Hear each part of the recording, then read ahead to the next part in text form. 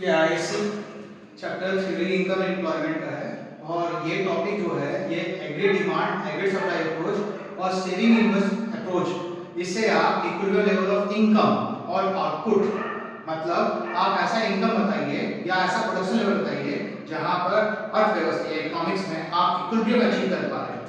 तो यहाँ पर आप एक टॉपिक देख रहे हैं एग्रीड सप्लाई, ये अपना इनकम डिनोट करता है कंजम्पशन प्लस सेविंग्स, और ये एग्रीड डिमांड जो एग्रीड एक्सपेंडिचर के बराबर है, ये कंजम्पशन प्लस इन्वेस्टमेंट है। इस पढ़ाई को करते हुए आपको एग्जाम्पशन ये रखना है कि आप यहाँ पे जो इन्वेस्टमेंट पकड़ेंगे वो ऑटोनोमस इन्वेस्टमेंट होना चाहिए।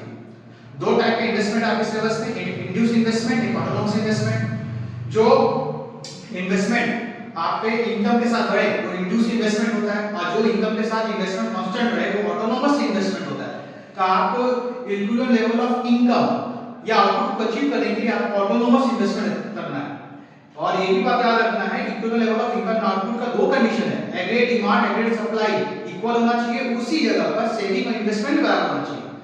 तो आप यहाँ पे देखेंगे ये जो स्मॉल ये सी है a plus small C by, यहाँ पे ये दिखा रहा है कि नीड्स 3 ऑफ कंजम्पशन फंक्शन है, मतलब मेरे इनकम जीरो होने पे भी मैं कुछ ना कुछ कंजम्पशन कर रहा हूँ, और जैसे जैसे मेरा इनकम पैटर्न बढ़ेगा वैसे वैसे मेरा कंजम्पशन पैटर्न बढ़ेगा, जिसको मैंने डिनोट किया consumption equals to a plus small C by, small c यहाँ पर एमबीसी को डिनोट करता है, मार्जिनल प्रोपोर्शनल ऑफ कंजम्पशंस को। इसको लेकर आप यहाँ पे एग्रीड डिमांड या एग्रीड एक्सपेंडिचर में आते हैं जो कि कंजम्पशन प्लस इन्वेस्टमेंट है। कौन सा इन्वेस्टमेंट? ऑटोनोमस इन्वेस्टमेंट, जहां इन्वेस्टमेंट फिक्स है आपकी इनकम के अनुसार।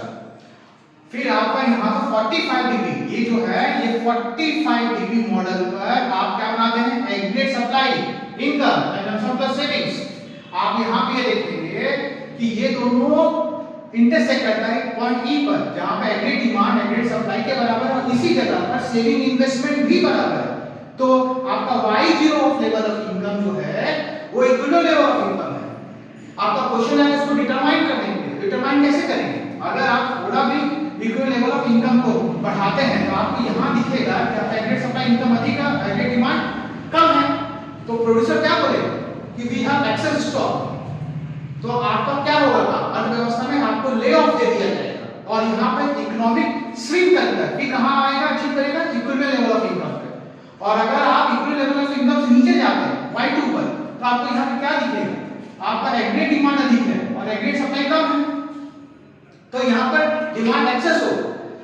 तो डिमांड एक्सेस को पूरा करने के लिए आपको काम मिलेगा, अर्थव्यवस्था में प्रोडक्शन लेवल बढ़ाना पड़ेगा, तो लोगों को काम देंगे, तो यहाँ पे इकोनॉमिक फिर फैलेगा तो इक्विलिब्रियम लेवल ऑफ इनकम पे आएगा। तो मतलब इक्विलिब्रियम लेवल ऑफ इनकम से पहले यहाँ पे इकोनॉमिक क्या होता है? यहाँ पर फैलता है, मतलब एक्सीड करता है, और अगर इक्विलिब्रियम लेवल ऑफ इनकम उधर चल जाए तो यहाँ पे इकोनॉमिक क्या करेगा? श्रिंक करेगा। तो इक्विलिब्रियम लेवल ऑफ इनकम क्या है? YO। इस YO पर AD इक्वल टू AS होता है, और उसी जगह पे सेविंग इन्वेस्टमेंट के बराबर होता है। इस जगह पर सेविंग इक्वल्स टू इन्वेस्टमेंट इस जगह पे बराबर होता है। इसके बाद में भी यहां पर देखोगे यहां पे saving is greater than investment है, इसके पीछे देखोगे तो भैया मेरा सेविंग्स तो क्रिएट हो पा रहा है लेकिन मेरा saving is less than investment, तो सेविंग का कोई मतलब नहीं, तो मेरा equilibrium level of income output कहां अचीव होगा? YO पर। YO कौन सी जगह है? जहां पर एग्रीड डिमांड एग्रीड सप्लाई के बराबर है, और उसी जगह सेविंग इन्वेस्टमेंट के बराबर है।